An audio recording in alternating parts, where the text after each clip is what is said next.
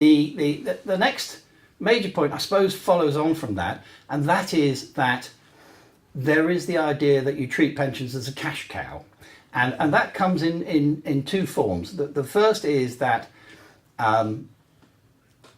encouraging people to take their pension under the recent freedoms is fine, but they're not really pointing out to them that if you draw £100,000 from your pension under the new pension freedoms, you're going to pay 40% tax on all that money. That's incredibly expensive money. You know, it's simply wrong for the Treasury and HMRC to kind of be quiet on that bit. Now, I'm not saying they're deliberately misleading people, they're not, but nonetheless, the pension freedoms were loudly trumpeted by the government, by George Osborne's team, as being innovative, and absolutely they were.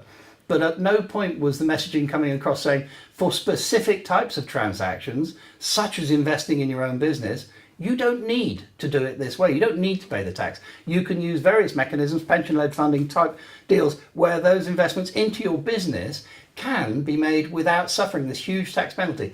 I get it. If you want to go and buy the famed Lamborghini, then fine, you're going to pay some tax on the transaction.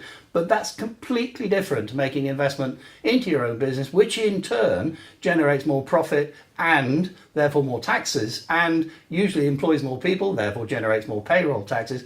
The two transactions are completely different, and there needs to be a better governmental steer on the fact that, as we've said earlier, the relationship between a business owner and their own pension is completely different to the relationship between an ordinary employee and their pension. And this governmental, really through HMRC and Treasury, there needs to be a lot more awareness around the differences between the two and the environment, the discussion. You know, HMRC, bless their cotton socks, but they don't really see it as anything other than a fundraising exercise.